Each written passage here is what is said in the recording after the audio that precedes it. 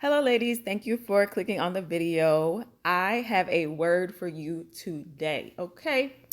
Today's word is about why it's important to understand the nuances of men. Because I know some people may click on my videos and be like, oh my gosh, like you're being way too, you know, nitpicky. Like I'm basically using very small examples. The reason why is because nuances to me are like yellow flags. A lot of people talk about red flags, but I want us to start noticing yellow flags, okay? Now, I know we're all leveled up. We be on the rich side of town and all that type of stuff, and we do all the right things, right? Probably not. Probably we do as much as we can, and we still, depending on where you live, right? Depending on where you are and your level up. If you are that girl that is just like hitting the other side of town all the time and you're able to do that, great. But if you're not and you're kind of midway through your level up, you're going to encounter some people in between. And it does get a little rocky out here. I'm not going to lie. Like, where it's like, okay, you might meet a man who is potential. He may not be the richest man in the world, but he is potentially, maybe. Or you might just meet someone that you potentially date for the moment, which is not usually what we'll recommend, right? But it happens. But we want to start understanding that a lot of times before you get to that red flag, that ultimately can be detrimental in so many other ways, that there usually are little tiny yellow flags, right? And a lot of times these are dusty moves, okay? This is how to know also you're dealing with a dusty. Even if he has money, there are dusties out here that have money, okay? So noticing these little yellow flags will allow you to be more offensive rather than defensive when dealing with these guys, but also in general, because sometimes we don't have a choice. Sometimes we work around these men. Sometimes we go to school with these men. Sometimes we just have to be around these men for whatever reason. So it can get a little foggy when you are, working on your level up, looking good, and men are definitely more attracted to you, and they're, trying to chink at your armor and trying to figure you out because you're not doing what all the other girls are doing in the area that you're in. Because again, we're midway through our level up. We might have one, bill payer over here, or we might have another, whatever over there, but we still got to work. We still got to do our things. And, you know, these things are going to happen. This is how to know that no, God didn't send you your husband who's working with you in the other room, as the manager or whatever at your job. No, that is not the sign that maybe it's time for you to settle down and all these types of things. When you understand that in a lot of ways, men lead with their ego and therefore even dusties, even though dusties will holler at anything, we've established that. We also know the way in which they do it says a lot about how they really feel about you, okay? And what I've noticed being a dark skinned, beautiful, by the way, black woman, and if you are dark skinned and you are listening to this, you are a beautiful dark skinned goddess, okay? If you are a heavier set woman, same to you. You are a beautiful heavy set goddess, because the thing about it is when we're dealing with women that are outside of the normal beauty standard, right? Sometimes, yes, we do have men that come around us and pretend that they're not really that attracted to us, and they are, because they can't help it. Our level up is too leveled up.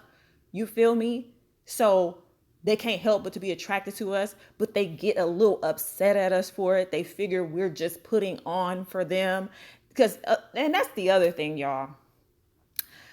The thing about learning the nuances and just being able to sit back and observe these men in action, doing these little things to try and chink at your armor and get to you, can be very hilarious. It can be very like entertaining. It could be a little vibe and a little game you play because you have no choice. Sometimes you just around these types of people and you can't just chomp them off because come on, right? We don't live in even though everybody wants to keep it real, right? You want to say something, one of those lines that Shira said, because Shira always got a little line. You know what I'm saying? If I could just touch the hem of her reads, you know what I'm saying? But you can't really use those lines at work. You feel what I'm saying? You can't really chump it. And then you don't really know how the work environment would change if you were to do certain things. So sometimes you just got to keep it cute. But it's good to know these things because, girl, I understand it could get confusing and it could get to a point where you're like, I'm doing all this stuff and maybe, things aren't necessarily where you want them. And then this dude comes around trying to be all flirtatious and trying to pretend that he's being genuine when he really just wants access to you and or he just wants you to stroke his ego and he's trying to figure out why you're not doing it yet. What's wrong with you? All the rest of the girls do it. Why aren't you stroking his ego and trying to talk to him and these types of things? And you got to know, is this the type of guy that is liking on me and for real? Like, I mean, and to a degree, you know what I'm saying? Of course, if he tries to do it too much, you need to start asking for something because that is the easiest way to get him off of your trail. But I'm going to be real with you. Just because you ask for something, that doesn't mean that he's going to give up. You may not get what you asked for because he's a dusty. He's not going to do it for you. I mean, this is the reality of it. Or even if he does do it and then you're like, okay, because part of me is like, you almost hope that he doesn't because you want basically to have a reason to be like, I'm not dealing with you, basically. But at the same time, if he does, girl, I don't know, you on your own. No, I'm just playing.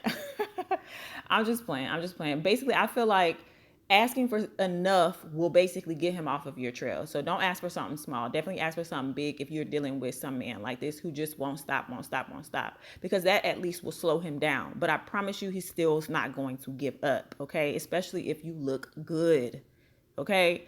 So that's why it's important to know the nuances of men. We don't want to get it confused. We don't want to be sitting there thinking, oh, maybe this is a sign from God and he sent me a husband and this guy is liking on me. I don't want to, and get that fear of missing out, basically, just because I'm going to tell you one thing that a man is going to do when he feels like you're not giving him the attention he wants, even though he's not necessarily attracted to you in the way that he's attracted to his dream girl. He will be hot and cold with you, okay? Very hot and cold. That way he can sit there and baby turn into freeze man and turn into a ball of flame all by himself, okay? We don't want to be babying this type of behavior or rewarding this type of behavior, okay? And that's another thing. Not rewarding bad behavior also helps us change the reality of the quote unquote game that they think that they're playing with us.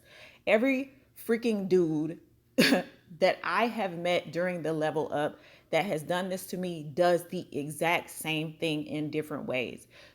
But the moment they realize it isn't working, it's very interesting to be able to then see the Pandora's box open of all the different ways that they will try before they give up. So you can take note of each and everything and basically stop them in their tracks and also symbolically let them know, not gonna happen. From the words of Nunu from ATL, okay? All right, so that's why it's important to know these little things that I'm saying and, kind of make sure that you are staying vigilant in these streets. I will talk to you all later for part 3.